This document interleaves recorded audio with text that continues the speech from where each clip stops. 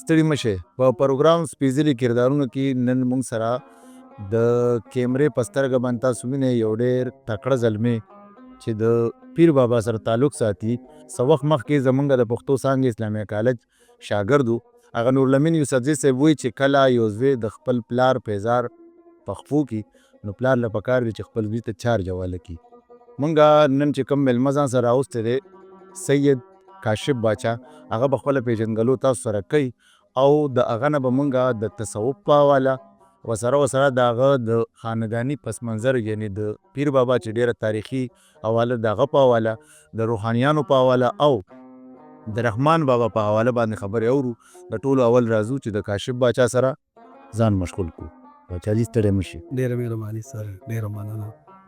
ستاسو یو جهان مننه په سپیشلی کردارونو پروګرام کې زه دعوت کړم، ما د مقرره کړه او هغه څه به ووایم چې ما ستاسو نه زمونږ مینوالو ته خپله پیژنګلو لږ شان. زما نوم سید کاشف باچا دی، د بونیر پیر بابا یم او د پیر بابا نوسی یم او اسلامي کالج یونیورسټۍ نه مې بي ایس پښتو کړی او اوس هم طالب علم یم، د سر د زیر اثر یم، روان یم زده کړه کوم. جی باچا جي پیژنګلو خو ستاسو وشوه، خو تاسو په خپله پیژنګلو کې چې څنګه ووایي چې د پیر بابا لمسی یم، نو پیر بابا زمونږ په پښتنو کې بیا د دنیا په حواله باندې چې څومره لوی اولیاء کرام دي په هغو کې یو ځانګړی نوم دی. نو د هغه د ژوند په حواله باندې موږ سره مختصره خبره وکړي. پیر بابا خو چونکې یو صوفي او روحاني شخصیت او پیر بابا څنګه چې تاسو ته علم دی چې پیر بابا په کندوز خواجه ویلتان کې پیدا شوی دی او په یو روحاني او مذهبي ستانه کې د هغه تربیت شوی دی، هلته زیږېدلی دی. بیا داسې ورو ورو د ژوند د سفر سره د وخت د تېرېدو سره د شیخ صالح رومي زیر اثر راغلی، د هغې نه بیت کړی، د هغه نه د هغه زیر اثر یې روزنه شوې ده، د هغه یې دا روحاني تربیت کړی دی او د سلوک دا منازل یې د هغه زیر اثر طی کړي دي. بیا پیر بابا خپل بکس لیکلی دي، د هغه تصنیفات دي، د هغه یو کتاب دی مسلک السلوک، داسې مکتوبات دي، داسې په تفسیر بیضاوي باندې د هغه مقدمه هم شته او حاشیې پې هم شته. نور داسې مریدان یې جوړ کړي دي چې پکې ډېر دیوانه بابا دی یا هم درویزه بابا دی یا نورو چې کوم مشهور مقبول د هغه د مریدان دي. خو پیر بابا چې دی نو د هغه خالص مخلص کار چې و نو هغه د نفس د تزکیو سره و، د اخلاقو د تطهیر سره او د انسان سازۍ سره او د بشر دوستۍ سره او د هیومینټي سره او کوشش یې دا و د خپل شیخ په حکم چې هغه وایي چې دلته لاړ شه او دلته ته د روحانیت او د اخلاقیاتو تهمریزي وکړه. په دغې سفر کې هغه د کندوز نه را روان شوی تر بنیر رارسېدل. اوس زمونږ ځینې لیکوال دا خبره کوي چې یاره د هغه د وجود یعنی د هغه د شخصیت متعلق دا خبره کوي چې دا یو افسانوي کردار دی. په دې حواله داسې شواهد لکه تاسو د هغه د کتابونو حواله ورکړئ، آیا دا کتابونه شته یا د تاریخ داسې دلیل شته چې تاسو ووایئ چې نه په دې حواله هغه ثابت دی؟ اصل کې یعنی دا یو دیوملی کردار هم دی. پیر بابا یو هسټوریکل شخصیت دی او د په تاریخ کې په ارواکو کې دا نوم دا شخصیت ثبت دی او موجود دی او د تاریخ او د ارواکو په ارواکو کې دا د پیر بابا شخصیت او نوم نمایه دی. خو پیر بابا په حواله چې زیاتر کم خلک دا خبره کوي چې دی چې دی نو دا یو فرضي کیسه ده او داسې څوک نو یو خو دا دی چې د هغه خپل بکس دی. دویم دا ده چې د اخون درویزه بابا سورس خو هغې ته هم دا بکس چې کوم دی دا چاپ دي شته په اوس دې وخت کې؟ جی اصل کې ډاکټر پرویز مهجور صاحب ما ته خپل هم ویلي و، پښتو اکیډمۍ چیرمین و، ما ته دا خبره کړې وه چې د هغې پیر بابا یو کتاب دی مسلک السلوک، د هغه د یو شاګرد سره دی په کاناډا کې خپل خطوط چې دي نو هغه د اخون درویزه بابا سره دی، هغه چاپ دي او په تفسیر بیضاوي باندې پیر بابا مقدمه هم لیکلې ده. خو د اخون درویزه بابا سورس ته مونږ دلته سیکنډري سورس وایو. د دې نه مخکې چې کوم د پیر بابا د شتون کوم دلایل او شواهد دي نو هغه د شیخ صالح رومي بوکس دي د هغه د بچو بوکس دي د هغې د خانقاه نه چې کوم تعلیب او تصلیب شیان او ځای شوي دي په هغې کې د پیر بابا د شخصیت او د نوم چې دی ننور غوندې ښکاره دی. وروستو بیا د اخون درویزه بابا سره د هغه خط او کتابت او پیري موریدي او تعلق و نسبت جوړ شوی دی او هغه اخون درویزه بابا د هغې په موریدۍ کې چې دی نو د هغې سره هغه نسبت یې جوړ شوی دی. د دې نه مخکې چې دی نو د دې نه مخکې د پیر بابا ذکر او د پیر بابا کم مادي حیثیت چې دی کم تاریخي حیثیت چې دی نو هغه د شیخ صالح رومي د شیخ حسام الدین هغه چې دی نو سیر الاولیاء نور چې هلته کوم بوکس دي په هغې کې د پیر بابا باقاعده ذکر دی د پیر بابا کې تذکره ده پیر بابا دا د هغه وخت کتابونه دي. بالکل هغه خانقاه شته هغه ځایونه شته بلکې هغه په هندوستان کې د هغې خانقاه ده د هغې روزه ده د هغې درګاه ده هلته دا بوکس دي هلته دا بوکس موجود دي په هغې کې د دې دا ذکر او تذکره شته او هغه چې دی نو او د هغې سره باقاعده زموږ رابطه تعلق او دام شته دغه اوس دومره ده چې هغه بوکس چې دی نو دلته د پاکستان هندوستان دا یو مصیبت دی چې د دې ځای نه هلته بوکس نه ځي دې ځای نه دلته د پیر بابا چې خپل کم کتاب دی نو ښه بده مرغه هغه په کنیډا کې دی نو په دې وجه هغه تحقیق چې دی هغې کې دا سرحدات رکاوټونه جوړ شي لکه نه نور دغه شته. تاسو ووایئ چې یاره پیر بابا د خپل پیر په حکم باندې مطلب کوهستان ته راغلو یا روهستان ته راغلو خو دلته زمونږ ډېر خلک عموماً پښتو تاریخ کې یا پښتو ادب کې دا خبره کوي چې نه دا د مغلو ایجنټ و او د مغلو په حکم باندې سیمې ته راغلی و. دې حواله باندې تاسو خپل نظر لرئ؟ بالکل دا یو ډېر لوی سوال دی. اصل کې د پیر بابا متعلق چې دا خبره کوي چې پیر بابا د مغلو په ایمان دلته راغلو نو داسې نه ده بلکې د هغه د شیخ تصلیفات چې تاسو وګورئ نو ورته ویلي چې ته دلته لاړ شې خو د پیر بابا چې کله یوسفزو ته راځي د نامعین بادشاهي ختمه وه. پیر بابا چې کله یوسفزو ته راځي او پیر بابا دلته 32 سال شي او چې پیر روحان پیر بابا دلته د 30 سال او چې پیر روحان د 16 سالو پیر روحان دلته دلته د پیر بابا 32 سال شي د پیر بابا په دې حته کې په باچا کلي کې 32 سال شي او پیر روحان د خپل تحریک ابتدا او آغاز د 24 سال په عمر کې شروع کړی د هغه نه مخکې د پیر بابا 32 سال شو. یعنی پیر بابا د پیر روحان نه مخکې څومره ورونه به اندازتاً 30 کاله جی اوس لکه دی د خپل تحریک آغاز 24 سال په عمر کې د چې د خپل تحریک آغاز په کوم عمر کې کو د هغې نه مخکې د پیر بابا دلته 32 سال شو د دې د عمر ترمنځ ډېر ټایم او سپیس دی دې ته نه دي کتلی شي. عموما خلکو اکتفا د مطلب کتابونه راخلي چې د پیر روحان چې کوم د خیر البیان مقدمه ده هغې کې هم دا راغستې شوي دي چې کله چې د پیر روحان تحریک یوسفزو ته رارسېده نو د پیر بابا دا کول راخلي چې هغه وایي چې په پښتنو یوه لویه بلا نازله شوه نو دا کول د دی که نه دی یا دا په کوم حواله څوک راخلي؟ اصل کې دا خبره دی چې په یوسفزو یو بده بلا نازله شوه. ظاهره ده چې سوشل میډیا نه وه نیټورکینګ سیسټم نه و هر څوک چې چاته ووایي چې نسې څوک راغی او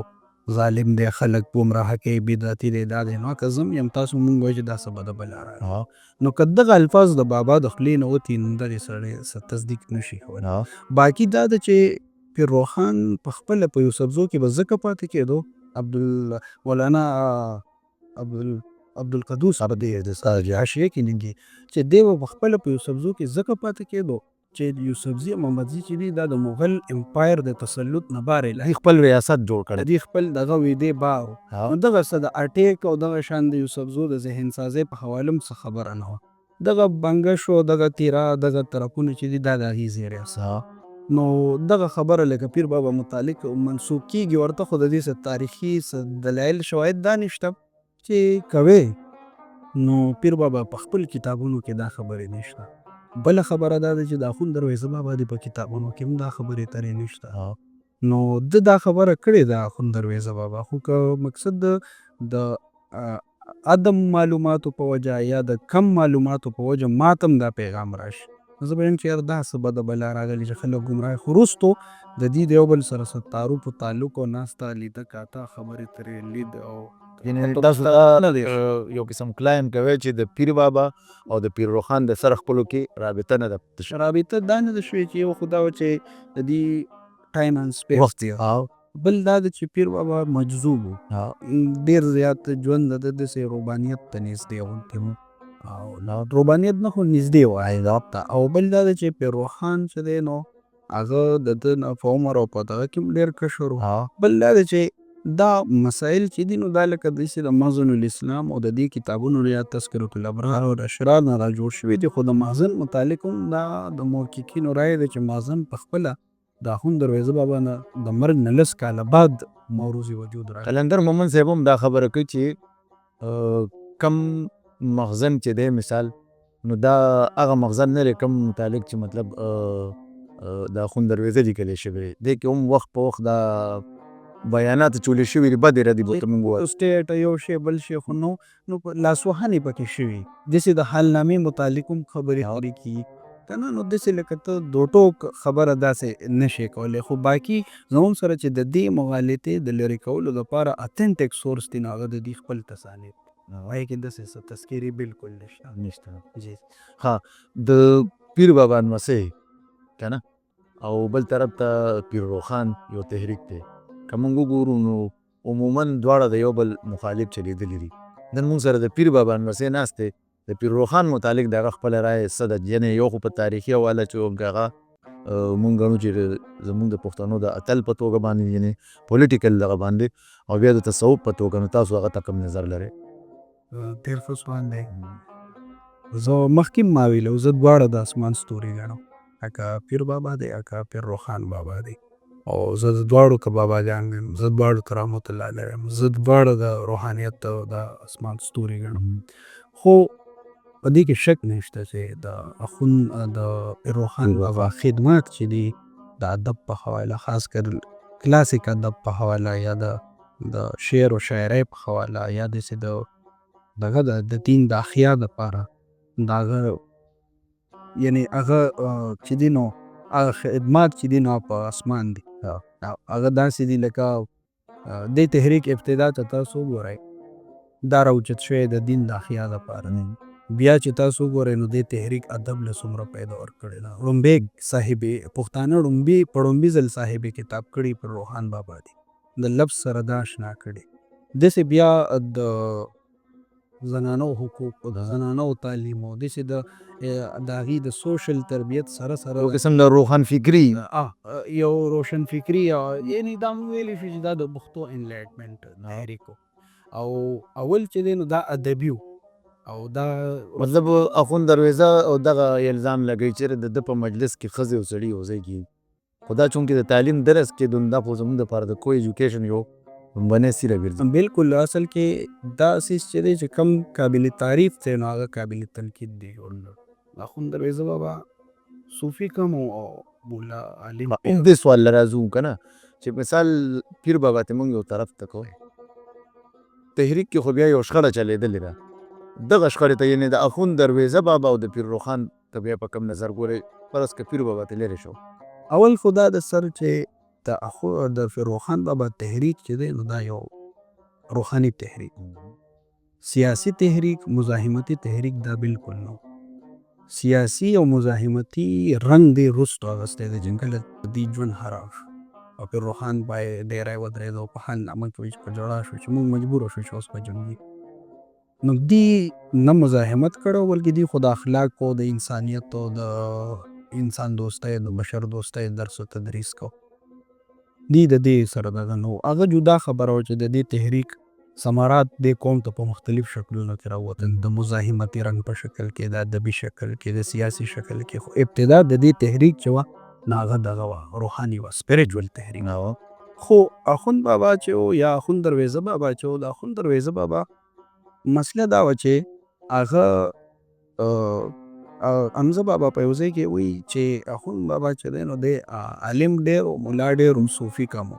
د ده په طبیعت او په مزاج کې دا سختي او دا بلکې حمزه بابا یو ځای کې دا هم وایي زبیر اسرت صاحب غالبا په خپل کتاب کې راغستی چې پیر بابا رضا نه ډېر بعض ځایونو کې ډسټرب هم و جی اصل کې په دې وجه به ته و چې هغه به څه د عرفان او د سلوک خبرې به وي نو په ظاهره به ده د هغې خلاف کو یعنې ډېر زیات دغه داسې ما یو خو وهابیت نه و یا حواریت خو ټول کې رجحان داسې و نو د ده ذهنیت چې و په دې شریعت په حواله د سختۍ په حواله د ده او د مجدد الفساني په شخصیاتو کې مماثلت ډېر و. نو که تاسو وګورئ مجدد الفساني ډېر لوی عالم و، هغه د خواجه معین الدین چشتي به کار نه دی کړی، ولې چې هغه ملا ډېر و، عالم ډېر و، صوفي کم و. داسې دیم صوفي کم و، ملا ډېر و. فرخان بابا چې و خو یو خالص مخلص صوفي شخصیت و. مطلب دا شو چې یاره روخان صوفي و، یعنی د طریقت د لارې سړی و، او اخون درویزه د شریعت د لارې سړی و چې مطلب موږ ته ساده لفظونه کې مولا ویلی شي. اصل کې دا هم ډېر ښه سوال دی. د شریعت او د طریقت اخون بابا چې و نو دی د طریقت کې د شریعت د لارې علمبردار و، خو د ده په شریعت د ده په طریقت شریعت ډېر غالب او د فرخان بابا صوفي سړی خو هم د شریعت عمل پیرا یي. فرخان بابا هم د شریعت د لارې په طریقت عمل پیرا، خو هغې کې چونکې د جلال په ځای داسې دا جمال ډېر او دا لطافت ډېر او دا مینه، شایستګي، شګفتګي او صبر او زغم ډېر و که نه، نو هغه داسې د ځان یو قانوندان نه و جوړ کړی چې ته داسې کوه ته داسې کوه. د پیغمبر علیه السلام ژوند کوم سړی وګوري نو هغې کې دا ډېرې سختۍ نشته. دا د بعد کې د مجتهدینو او د فقهاو داسې ډېرې سختۍ راوړي. نو دا قانوني شخصیت چې دی نو دا د صوفي نه او قانوني سړی هسې هم که په هر ډپارټمنټ کې یا د هر مکتب او مسلک سره تړلی نو سقیر. د اخون درویزه نه واخلې تر ننه پورې چې د پیر روخان د تصوفي افکارو سره کم اختلافات راځي چېرې دی کول او دی کول، تاسو د هغه تصوف ته په کم نظر ګورئ؟ یو پیور تصوف او اوریجنل تصوف دی او یو خالص د عرفان په نیلي ناز شهسوار دی. او پیر روخان بابا متعلق چې دا کومې خبرې کېږي دا په اصل کې د هغه افکارو ته د الود د هغه افکارو ته د رسېدو د نارساییو سبب دی چې د هغه افکارو د هغه نظریاتو ته د هغه فکر ته هغه اپروچ او هغه جس د دې ټولنې یا د هغې تنقید نګارانو نشته چې هغې فکر او هغې فلسفې ته ورسي. پیر روخان بابا یو خبره د قرآن خلاف نه ده، د شریعت خلاف نه ده، تصوف د آداب و رموز خلاف نه ده، بلکې هغه خو هغه د دې لارې هغه شهسوار دی چې د تصوف زموږ صوفیه چې نو دوی د دې شریعت او طریقت او حقیقت او معرفت نه بره نه کړي. پیر روحان بابا چې راغی نو هغه اته مقامات وضع کړو او هغه شریعت، حقیقت، معرفت او سکونت او قربت او وصلت مطلب اخري سکونت ته ورسېدو. نو هغه چې دی پیر روحان بابا خو په کلاسیک دور کې یو ماډرن صوفي و، بلکې زه به دا ویم چې د پښتنو د دې حتې کوم ماډرن تصوف آغاز چې کېږي د پیر روخان نه کېږي چې د کومه زموږ صوفیاو چې کومه ټولنه وه چې د دې څلورو مقاماتو نه بره نه پیر روخان د اتو مقاماتو پورې وه. یعنې د ده د اصلاحات په اصلاحاتو دا ماډرن ګڼلی شو، بلکې دا ماډرنټي ده چې د هغې اتو هغه بیا د هغې څنګه انټرپریټیشن کړی دی، څنګه تشریح کړی ده، هغه څنګه د هغې هغه مقامات هغه په کوم ډول وضع کړي دي او هغه چې دی نو دا یعنی دا صرف په ایران او په دې طرفونو کې منطق الطیر صاحب دی کوم خالق چې دی فرید الدین اتار رحمت الله علیه اته حاصل دی دې پاک نو موږ سره روحان بابا حاصل دی. هغه ته هم داسې حاصل دی چې هغه وادي حیرت او وادي فقر و غنا او وادي استغنا او وادي عشق او وادي معرفت دا هغه اووه مقامات پیش کړي دی پیر روخان بابا هم کړي. د پیر روخان د سکونت د ټول نه ځانګړی مقام دی بالکل، بلکې دا څلور مقامات چې دا ځانګړي دي دې نه مخکې موږ ته دلته په نظر نه راځي. د دې بحث نه به لږ راتېر شو که نه، چونکې هم په دې تصوف کې را روان یو موږ سره بیا د تصوف چې موږ د دوه نیمو سوه یا درېو سوو کال نه موږ سره یو نوم را روان دی هغه رحمان بابا دی. د روحانیانو شاعري خو په خپل ځای تصوف لویه شاعري ده، چونکې رحمان بابا د هغه مزار یا د هغه متعلق چې څومره د مستشرقینو یا تر دې د عام ولس کې چې هغه مشهور دی نو په دې چې صوفي شاعر. اوس نن سبا زمونږ چې کوم ځینې استادان دي محترم د هغې کې زمونږ پروفیسر شهاب عزیز ارمان صاحب دی او ډېره ښه پی ایچ ډي هم په هغه وکړه. د هغه بنیادي نقطه دا ده چې رحمان بابا صوفي نه دی، نو تاسو هغې ته بیا پر څه نظر ګورئ؟ آیا شهاب عزیز صاحب دغه پی ایچ ډي خو به ستاسو نظره نه وي تیره، خو عموما که زه دا سوال وکړم چې رحمان بابا صوفي دی او که نه دی نو تاسو به څه وایئ؟ داسې ده سر چې یو خو هغه تیسیس سړی وګوري نو د هغې تجزیه هغه به سړی وکړي انالیسس. نو هغه ما اورېدلي چې ډېر ښه تیسیس دي چاپ شوي دي، خو ما لاسو ته لا نه دي راغلي او خواهش به دی انشاءالله ګورم به. خو داسې ده چې د رحمان بابا متعلق مخکې ما ویلي وو چې د رحمان بابا متعلق د عمومي لیکوالانو دا یو المیه ده چې هغې د رحمان بابا د فکر متعلق د خپل نفسیات اظهار کوي. داسې کوي چې څوک یې ملا ثابتوي، څوک یې صوفي ثابتوي. دا د رحمان بابا نفسیات نه، دا در اصل د دغې فرد یا د دغې محقق خپل نفسیات دي. که چېرې د رحمان بابا نفسیات مونږ د هغه د نظریاتو، د هغه د افکارو، د هغه د تعلیماتو کې مونږ ته جلوهنما دي، په هغې کې مونږ د رحمانیاتو اصل جاج اخیستی شو چې اصل رحمان څه دی. لکه قرآن کې مونږ خبره کوو چې قرآن مجید کی تفسیر خود قرآن مجید سے، داسې د رحمانیاتو تفسیر هم خود د رحمانیاتو نه پکار دی چې دې څه وایي رحمان بابا څه دی. نو زه وایم چې رحمان بابا ته اپروچ داسې نه دی پکار چې کاشف څه وایي، داسې نه دی ژوندون صاحب څه وایي، دغه پکار دی چې بابا څه وایي، د ده فکر او فلسفه څه وایي. ځکه چې ده خو لفظیات وضع کړي دي، ده خو یو فلسفه وضع کړې، د هغې نه یو کلي فکر او یو بلډینګ سره وځي، د هغې بلډینګ په اساس په سړی وایي چې بابا څه دی او څه. هغه بلډینګ چې دی نو فوک ویزډم که مونږ وګورو یا مقصد په یو روایتي بیانیه وګورو یا اکثریتي بیانیه وګورو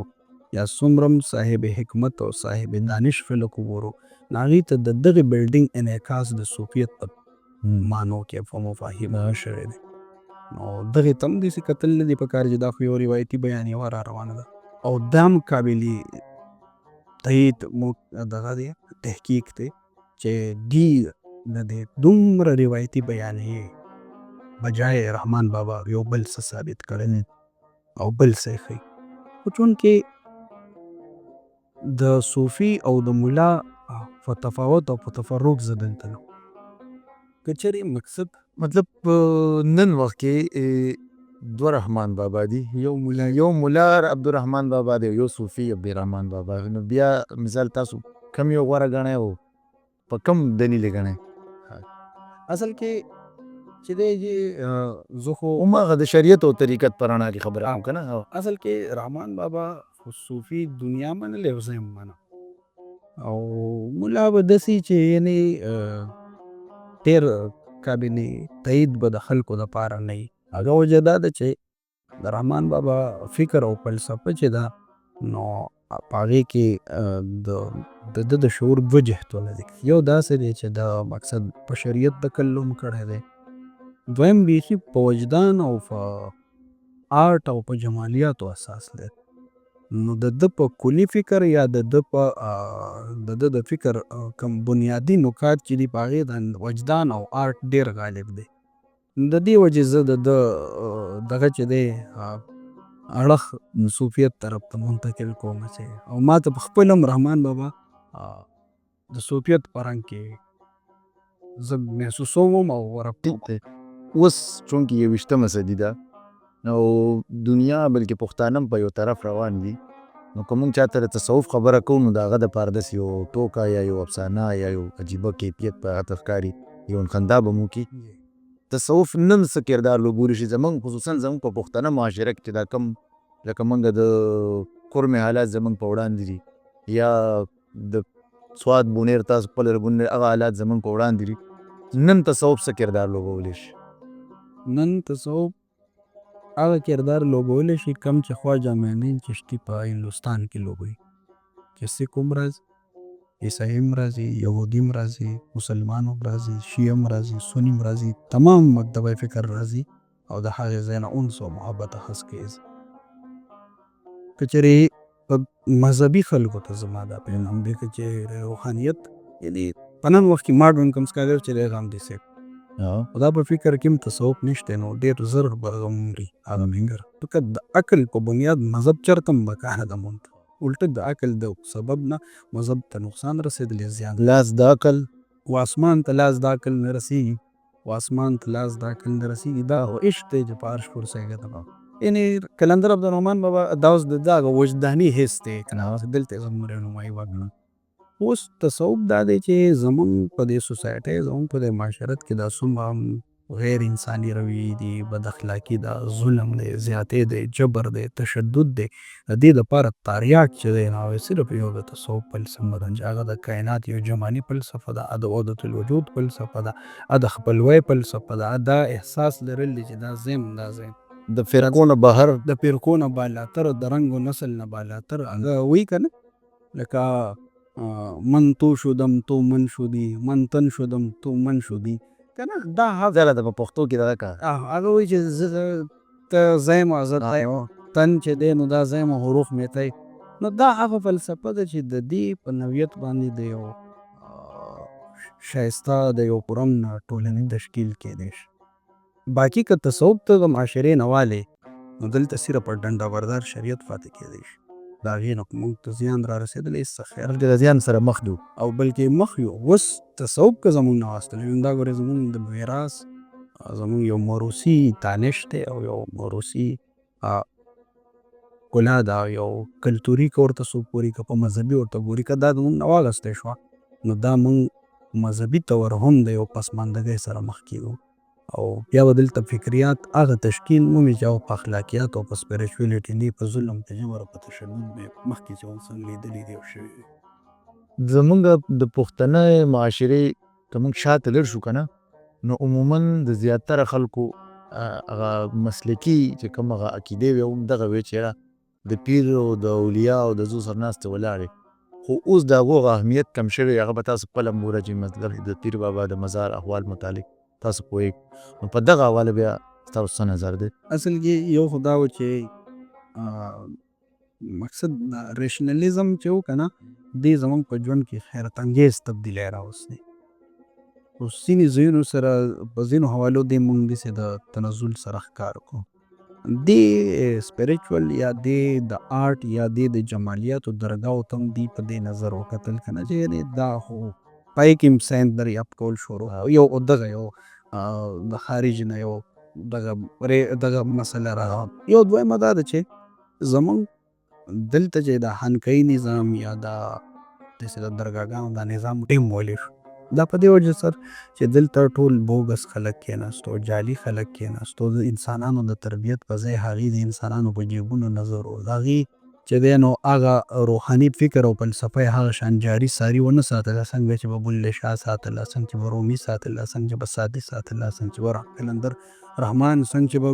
روحانیانو ساتله. بلکې روحانیانو متعلق وایي چې د روحانیانو دا مبارزه پې روحان لږه کړې مریدانو یې ډېره بالکل که نه نو هغه شان دلته ونه ساتلی شو. نو یو خو دا ده اهل طریقت خپل یو کمزرپي ده او هغه په طریقت کې شمار هم دی چې د کومو خلکو رجحانات دې طرف ته بلکې دا د دې په ضد دي. خو مسله دا ده چې دلته خلک هم په دې بنیاد منې وي دا دلته ناست اگر چې هغه د دغې فلسفې په خپله قاتلان دي. بچاجي وخت واغستی شو او زړه مو نه غواړي چې تاسو سره زموږ دا خبرې ختمې شي ځکه چې زه خپله داسې هغه یم چې زه هم چې تاسو نور هم راوچغومه. اخره کې پښتانه زده کوونکي یعنې ته پخپله هم یو زده کوونکي د پښتو څانګه اسلامي کالج سره وابسته یې، پښتانه زده کوونکي را روان دي د دنیا نوې نوې علوم ساینس بل څه دې سره مخ کېږي، د هغو دپاره مو څه پیغام دی ځکه چې موږ ډېر پسمانده یو، پښتانه پسمانده دي، نو زموږ د مخکې تګ دپاره تاسو څه پیغام لرئ ځوانانو سره په دغه باندې؟ زمونږ اصل کې دا موږ په کومو دانایانو په دې کم دانشورانو خو په کم مفکرینو باندې بحث خاص وکړو یو دغه روایت جاري ساري ساتل پکار دي. دویم دا دی چې زمونږ دلته په دې حته کې بنیادي چې کوم ما کم علوم محسوس کو چې د دې فقدان دی یا کمی دی نو ساینس دی او هغه فلسفه ده او سوشیالوجي او سوشیالوجي چې که د مذهب سره ریلیټډ سړی که د فلسفې سره او که د تمام شعبه حیات سره ریلیټډ سړی نو دا څومره علوم او فنون چې دا د انسانانو د بهتر تشکیل لپاره به روی کار راوستلی شي او موږ ته پکار دی چې تاریخ او فلسفه او ساینس او سوشیالوجي په دې ښه عبور ولرو او دا د انسانانو د بهترۍ لپاره پکار راوړو. بچاجي ډېره زیاته مننه، خدای دې زموږ سپېڅلي کردارونو ته بیا راوله. مینوالو زموږ سپېڅلي کردارونو پروګرام نن سرته رسي لکه د نور کله په شان نن بیا هم دغه خبره کوم چې په دې پروګرام کې به مونږ هغه ځوانان هغه هنرمندان او هغه پوهان یعنی استادان راولو چې د هغوی په ژوند باندې کار وکړو، د هغوی خبرې واورو. اوس موږ ته اجازت راکړئ. د الله په امان.